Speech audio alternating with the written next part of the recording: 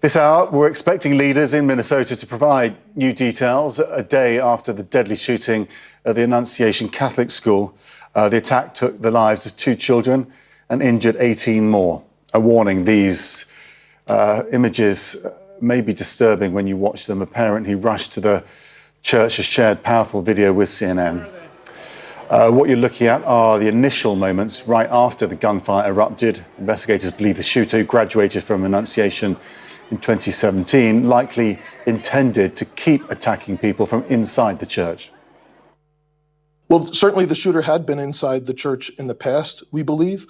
And it would seem from his intention to barricade at least the doors on the side that the shooter did intend to get inside. Well, healthcare officials say 1 child is in critical condition amongst the patients still being treated. We like to stand here as a hospital, just sort of quietly waiting and being ready for whatever the hospital or the community needs.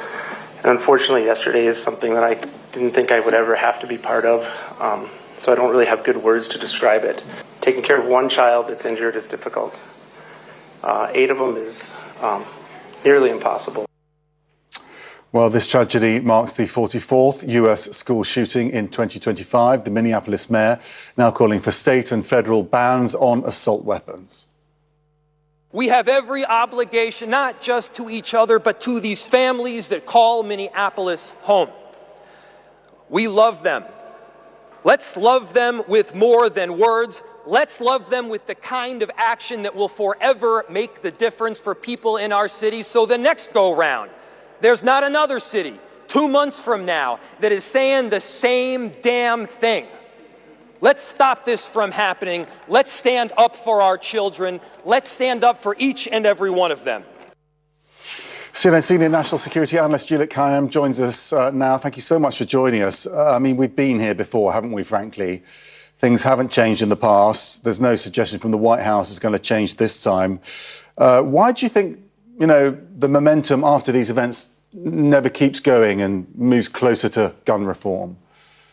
Well, I mean, one is there's just simply no political will. The Republican Party and the Trump White House are not interested in gun control, and they will focus on issues around mental health or any other issue, motive, and not the issue that links all of these shootings, which is access to weaponry that's going to kill school children relatively quickly. I looked at what happened, and I mean, I hate to say it, but I can't believe the fatality rate was so low. I mean, they're barricaded in there. He's got a pistol, an assault rifle, and a handgun, presumably, and all of them purchased lawfully. So this is not an instance where, how did he get access to it? So there will be no gun reform in the next 3 to 4 years because the president will veto it. But the 2 things we will see is, I think, the mayors and the Democratic Party push this agenda. And secondly, maybe a focus also on what we would call community intervention policies, which would be things like red flag laws, which allow people to essentially alert law enforcement or judges that someone may be close to a mass shooting, and then there's some sort of official intervention. Which is interesting because that's been the debate here in Europe, where the gun crime rate is lower, but particularly with school shootings, the discussion has been, if you look back on these events, you can usually see that there's been a change in the person ahead of this. It's just we're not very good at noticing it, registering it, and calling it out. And there is some work to be done in that area, isn't there? Because whenever you look back, there are signs. Yes, that's right.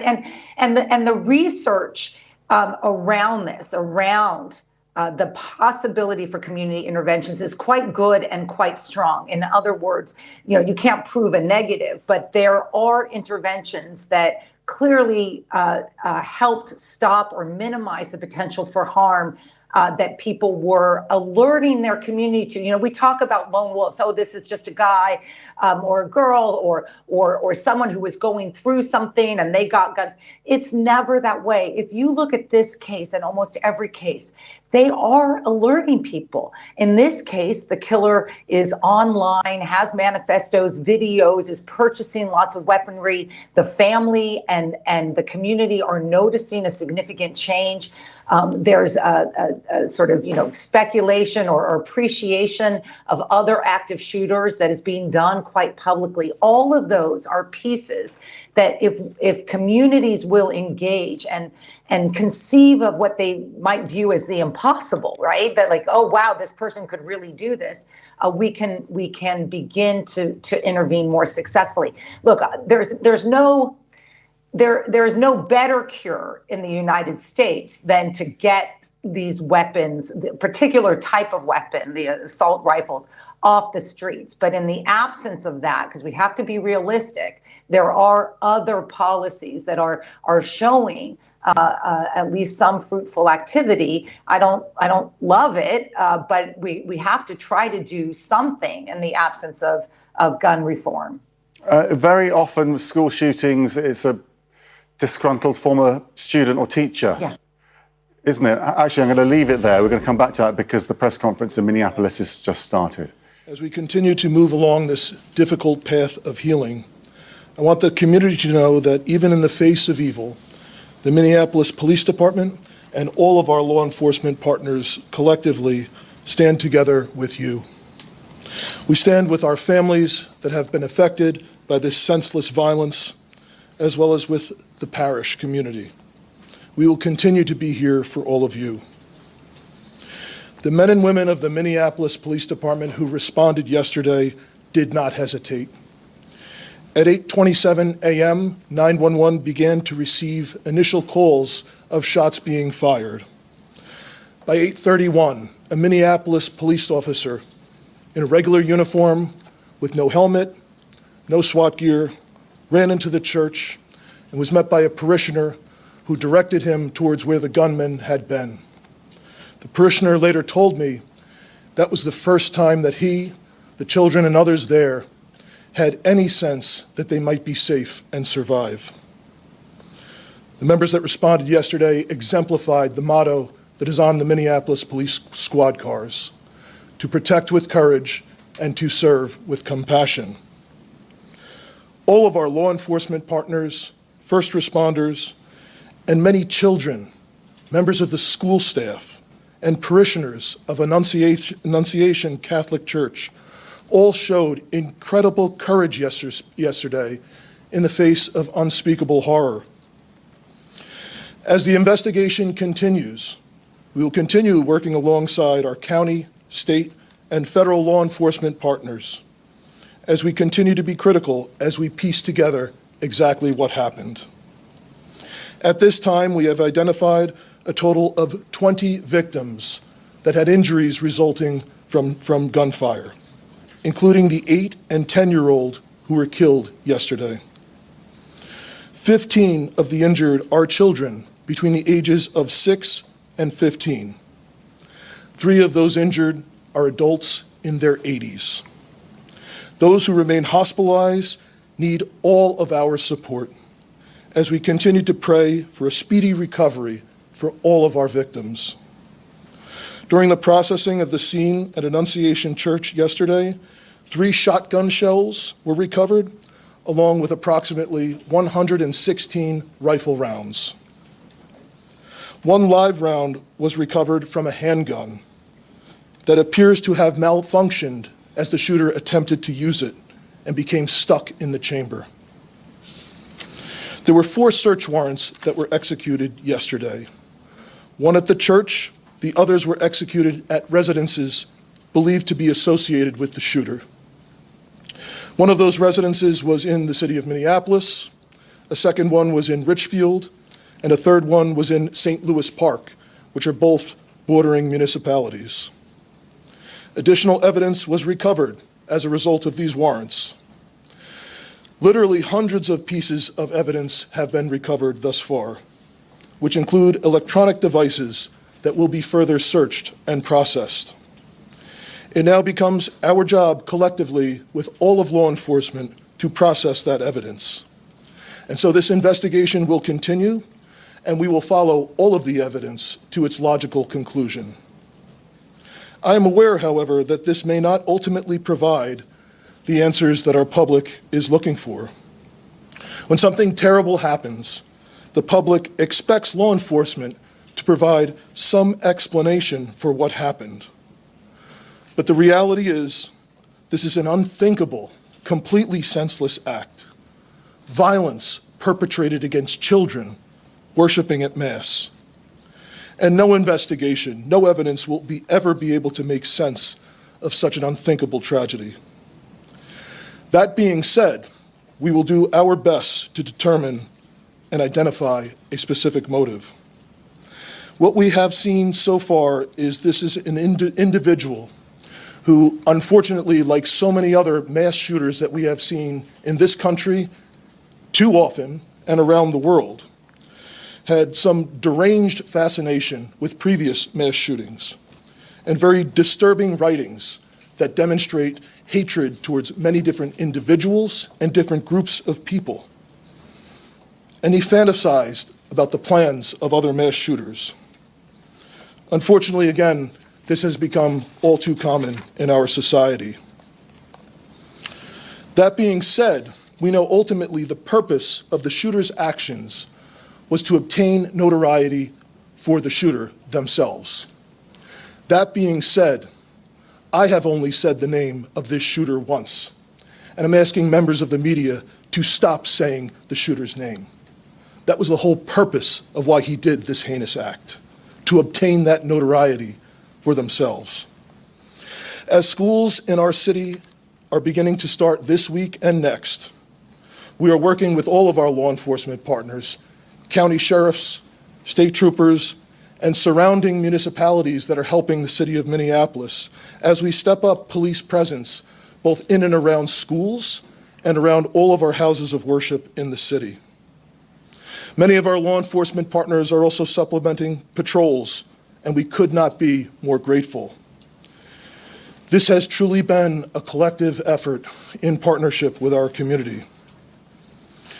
We also must say that we will be forever in debt to all of the doctors, nurses, and paramedics who responded, who are caring for these victims in this incident. I cannot tell you how incredibly grateful we are for all of the love and support that has been pouring in from all around the country, both for the first responders who initially responded, entered that church, and dealt with the unthinkable, and for all of the victims and families that have received that love and support as well. The Minneapolis Police Department and our community have a long road ahead of us to heal, and we need everyone to continuing to show their support after the cameras once again leave this city.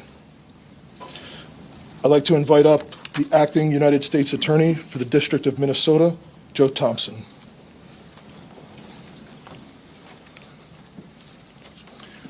Good afternoon. My name is Joe Thompson. I'm the Acting United States Attorney for the District of Minnesota.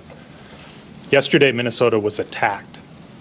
It was an attack, first and foremost, on our children and our families, an attack at a school and in a place of worship. It was also an attack on our city, our state, and our country. The U.S. Attorney's Office, the FBI, ATF, and other federal law enforcement are working with state and local partners to investigate this heinous act. Our investigation is twofold. First, we are seeking to confirm what we believe to be true, which is that the shooter acted alone and that no one else was involved, that the threat died with the shooter yesterday. We believe that to be true, but we'll leave no stone unturned to ensure the safety of our community. Second, we are investigating the motive, why and how this happened. The shooter left behind hundreds of pages of writings that describe the shooter's plan, writings that describe the shooter's mental state, and more than anything, writings that describe the shooter's hate. Pure, indiscriminate hate. The shooter expressed hate towards almost every group imaginable. The shooter expressed hate towards black people. The shooter expressed hate towards Mexican people. The shooter expressed hate towards Christian people. The shooter expressed hate towards Jewish people. In short, the shooter appeared to hate all of us. The shooter's heart was full of hate. There appears to be only one group that the shooter didn't hate, one group of people who the shooter admired. The group were the school shooters and mass murderers that are notorious in this country. The shooter idolized some of the most notorious school shooters and mass murderers in our country's history. I won't name them, just like I won't name the shooter. They don't deserve to have their names remembered. As I said, the shooter left behind hundreds of pages of writings. There is a lot to digest, and we'll know more in the coming days and weeks as we've had an opportunity to go through them. But reading them, one thing is clear, and it's going to be hard to hear, but it's important to the question of why this happened. More than anything, the shooter wanted to kill children, defenseless children. The shooter was obsessed with the idea of killing children.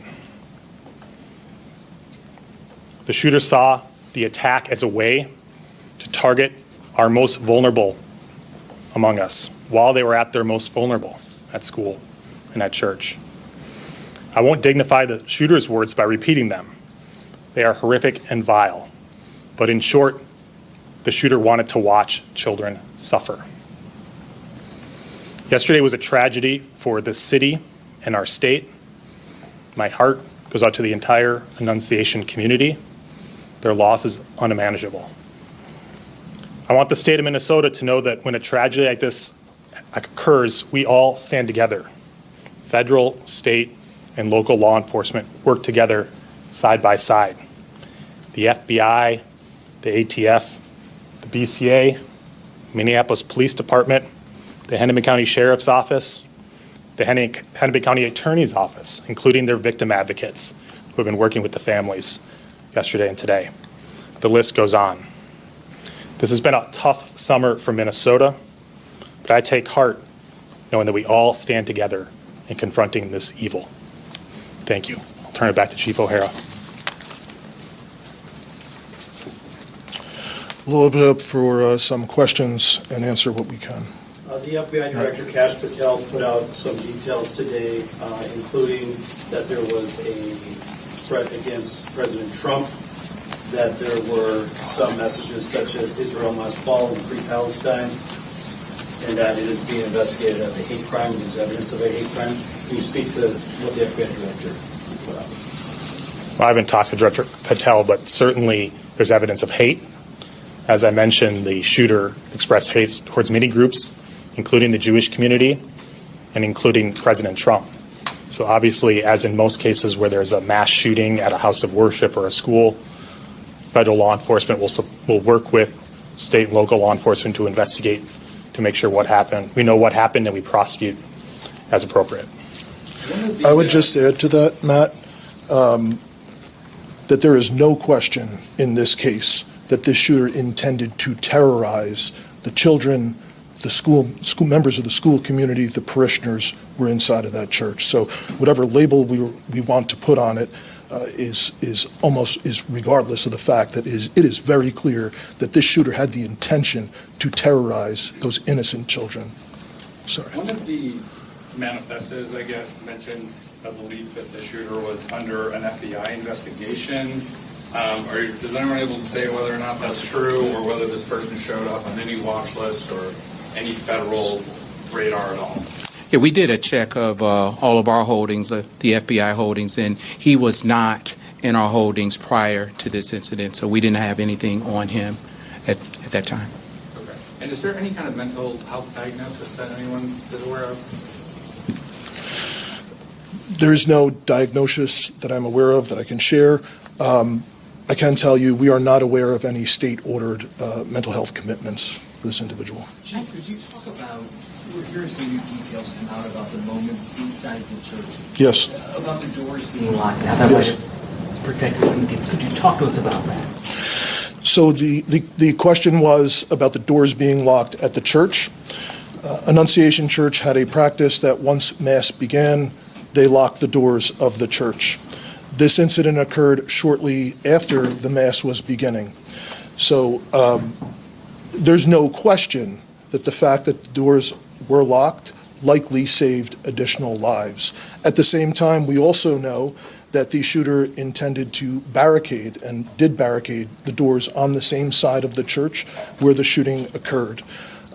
So what's particularly heinous and cowardly about this is these children were slaughtered by a shooter who could not see them.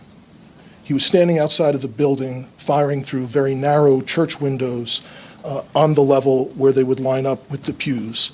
And even ultimately, when he got to the rear of the church, was an entryway that's basically all glass, and fired out the window where a person could walk in, ultimately did not walk in. Yes. When you say doors were locked, is that from the inside or from the outside? Like you're inside and you can get out, but you can't get in from the outside? The question is about the doors being locked. Yes, the doors were locked intentionally by the church from the inside, and that's a practice that they had in place once Mass had begun. Given his social media postings, troubling post, admiration for previous school shooters, why was he able to obtain a weapon of that magnitude? So the question was, due to previous social media posts, why was the individual able to obtain a weapon? We have nothing in the evidence that we have acquired so far that would indicate that he is a person that he did not lawfully purchase these weapons. He did not have a criminal history. The only thing that we are aware of is a traffic ticket. He did not have any state-ordered commitments for mental health. So of everything that we have seen so far, it did not rise to the level where he would have been a person prohibited from purchasing a firearm. Can you confirm if the shooter went to the church weeks prior, and if so, how long before the shooting happened? So Uba's question was if the shooter did go to the church weeks prior. We cannot specifically confirm that at this time, but that is obviously a part of the investigation. Even though it's all about his connection to the church and school. Yep. So the question was the connection of the shooter to the church and school. We do know that the shooter did attend Mass there previously. The shooter did attend school. And the shooter's mother was an employee of the parish previously for some time. So obviously there is a connection between that shooter and this particular parish and this school there. Chief, what can you tell us about the 20th victim that you mentioned, another victim you mentioned today? How is that child doing? So there's one additional child that was injured by gunfire that we weren't aware of at the time of the last briefing. They were transported by private vehicle to a hospital outside of the city, and the report was actually made to police after they had been treated and released. So the injuries to the children range from, in this case, as you'd call like a graze wound from gunfire, all to, again, some very serious life-threatening injuries. We have some victims that have been released by the hospital at this time. We anticipate perhaps a few more today, but we still have some victims who are very seriously injured and in critical condition. Even though there's no criminal record, Sorry. I was going to say, even though there's no criminal record, have been able to find any police contacts where there was odd behavior, maybe that didn't rise to the level of a crime, but in any jurisdiction that's come up?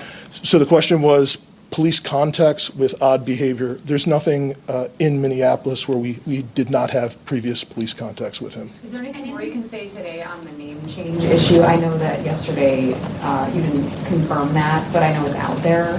Yes. Is there anything more you can reveal just about... So the question was about the shooter's name change. We are aware that a few years ago, I think 2019, the shooter did have their name changed.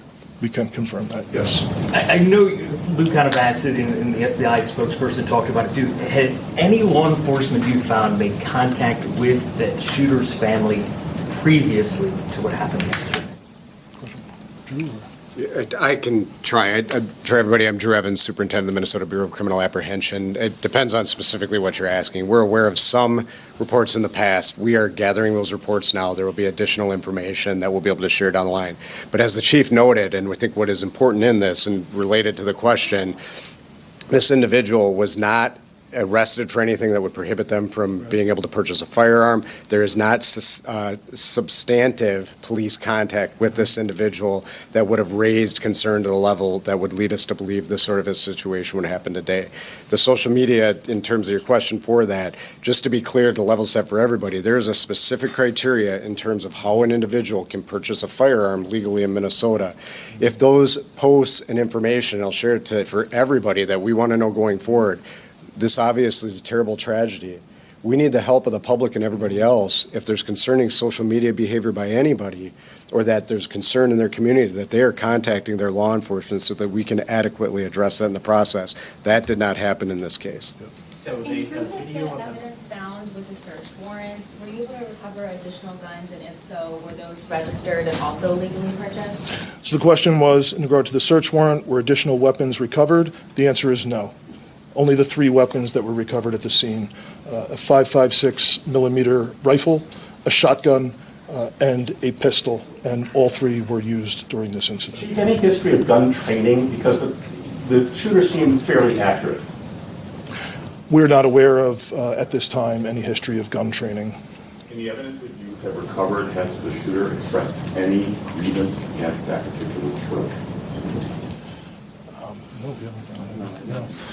So the question was any specific grievance against the church. We mentioned there is a connection to the parish, a connection to the school, but we have not identified a triggering event or a specific grievance against the church that you could point to say this is the reason for why this happened. Chief, I just want to clarify something you said. Did you say that the shooter attended Mass in the weeks before the shooting?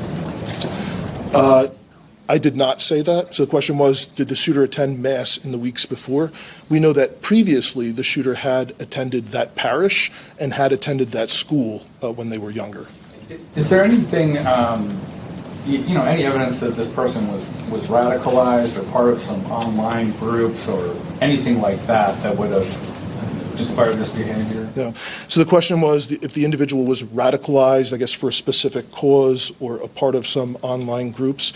And the answer is no, we have not found evidence of that, other than, again, just this fascination in general with many, many different previous mass shootings, mainly in this country, but also some from around the world. Chief, any evidence to indicate why this particular church, just to kind of follow up on what I was asked, why this particular church was chosen as the target and not somewhere else? So Matt's question is the question, why this particular church? And other than the obvious, which we have said, the connection to being from that church, being from that school, mom having worked there, we have not found a specific trigger for why to target the children at this church. On that note, though, did the shooter seem aware that there was going to be this mass at this time, that the kids would be there at that time? So other than the obvious that they showed up and shot. Yeah.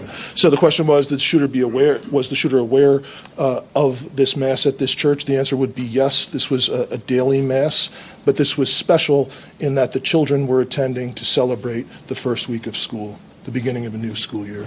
Chief, are you able to give us an update? I know we heard this from HCMC this morning on the injuries. Who's hospitalized, how many, severity, and you did mention that you expect some other kids to be released today. So the question was total number of victims who remain hospitalized.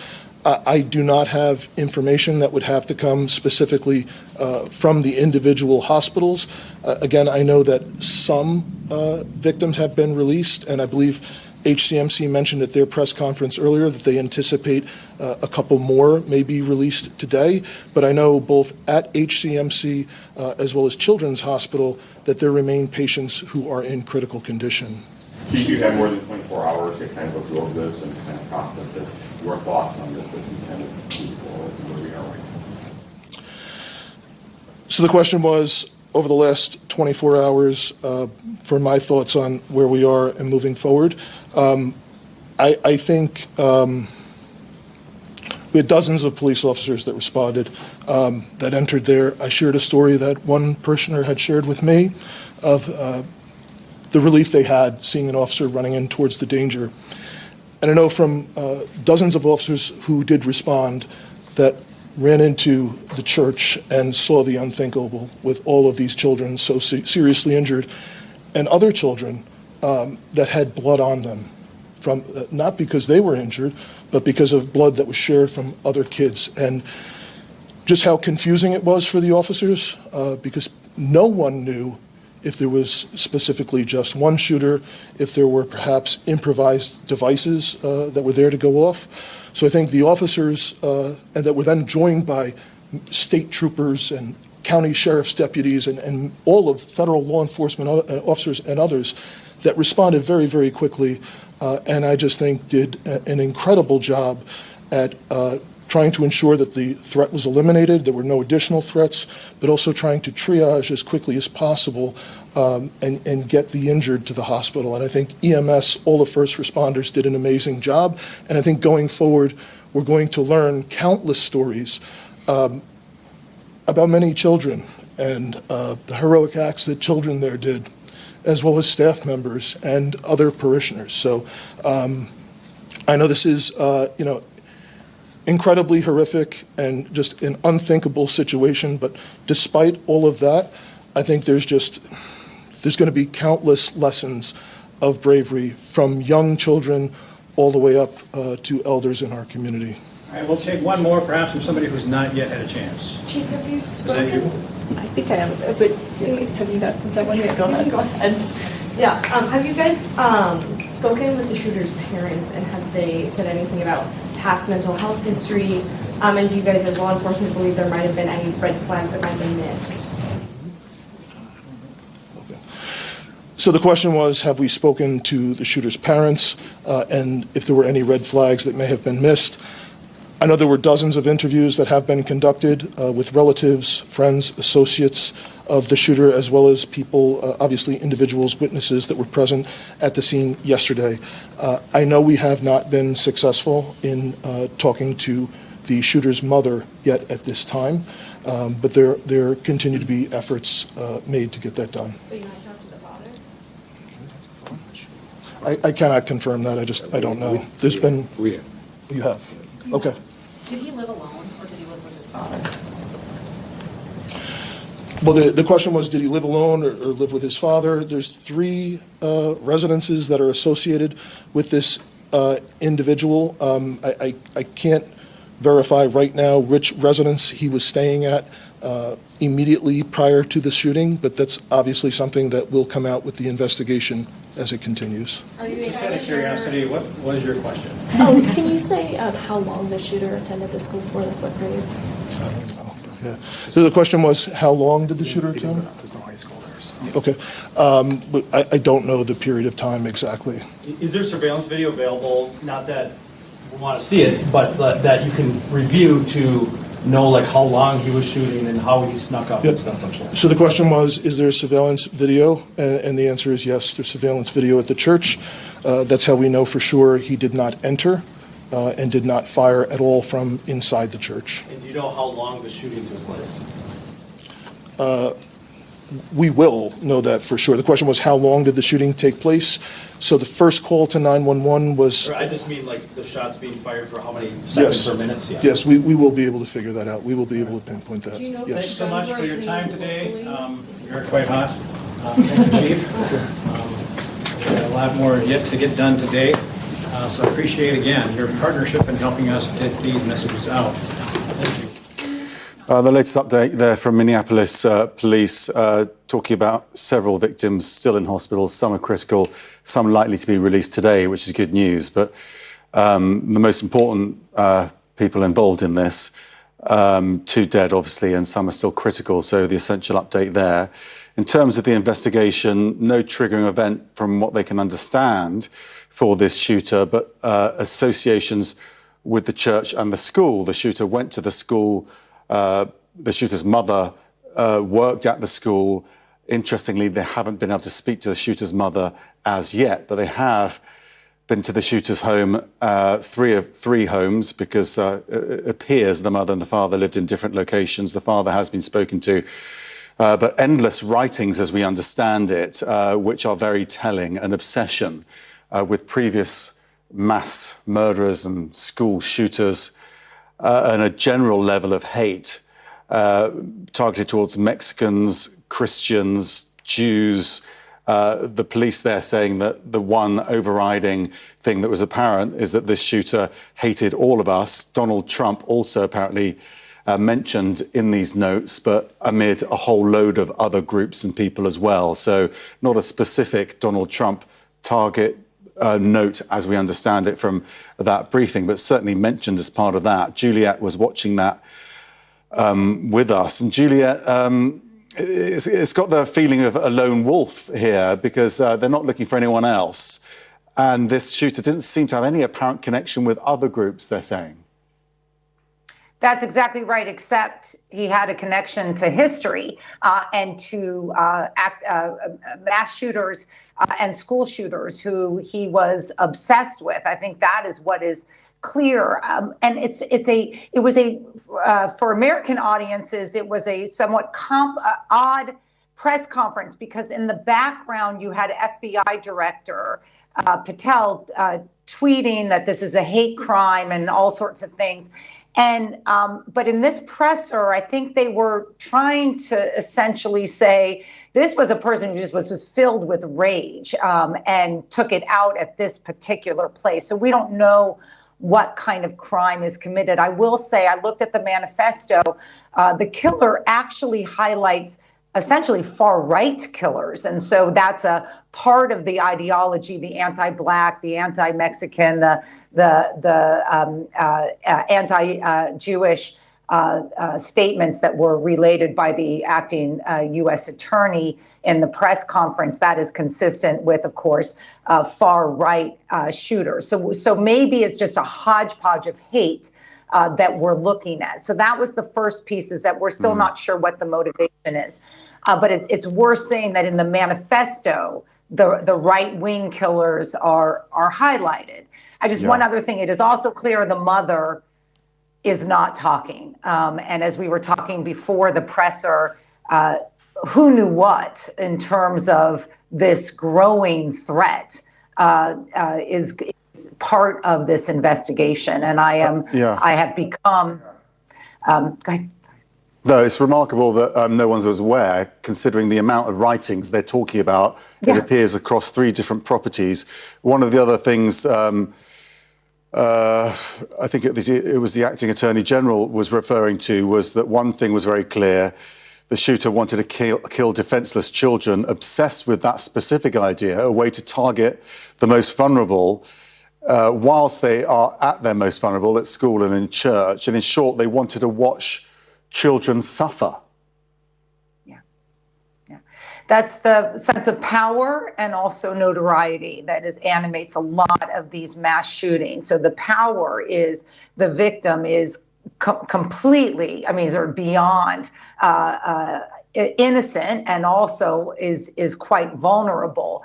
And a remarkable series of events that stop this from getting worse as we now understand it.